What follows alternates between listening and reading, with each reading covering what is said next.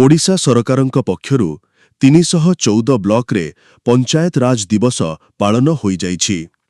एही अवसररे मान्यवर मुख्यमंत्री श्री मोहन चरण माझी जनसाधारणंकु सीधा प्रसारण जोगे सरकारଙ୍କ योजना संपर्करे सचेतन कराइथिले। कटक जिल्ला नियाली ब्लॉकरे मुख्यमंत्रीଙ୍କ कार्यक्रमକୁ देखिबा लागि ब्लॉक प्रशासन पक्षरु सबु व्यवस्था करा जाइथिला।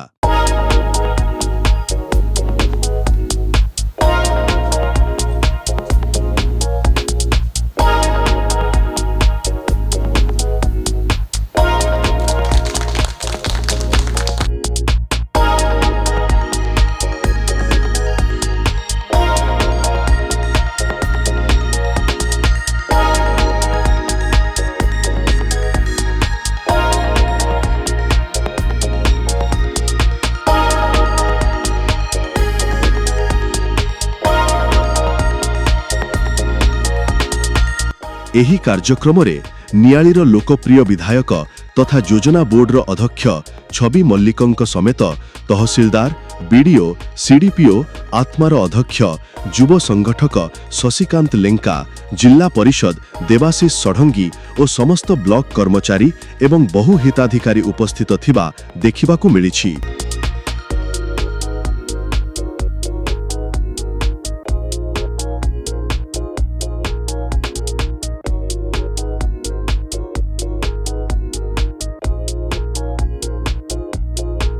एही अवसररे मान्यवर विधायक निज हातरे विभिन्न सरकारी योजना अंतर्भुक्त हिताधिकारी मानंकु कार्यादेश बंटन करिसंती।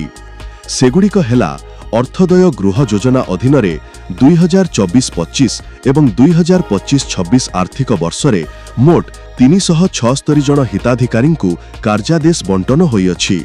2026-27 आर्थिक वर्षरे 95 जन हिताधिकारींकु चयन करा जाइअछि एवं सेथि मध्यरु 10 जन हिताधिकारींकु आजि कार्यादेश बंटन करा जाइअछि।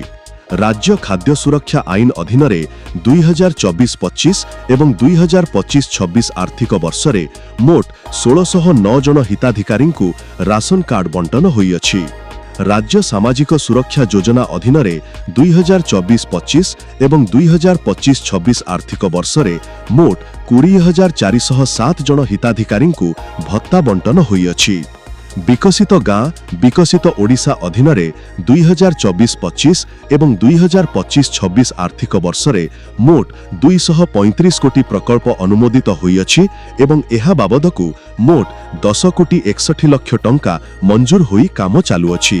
मान्यवर विधायक पांठी अधीनरे 2024-25 समस्त प्रकल्प संपूर्ण होइअछि एवं ए बाबदकु मोट 1 कोटी 82 लक्ष टंका मंजूर होइथिला। 2025-26 आर्थिक वर्षरे मोट 42 कोटी प्रकल्प अनुमोदित होइअछि एवं एहा बाबदकु मोट 1 कोटी 69 लक्ष टंका मंजूर होई काम चालुअछि। आगामी दिनरे सरकारंक द्वारा अनुमोदित सरकारी योजना पंचायत द्वारा सुचारू रूपे कराजिबो बोली नियाली बीडीओ गणमाध्यमकु सूचना दैछंती।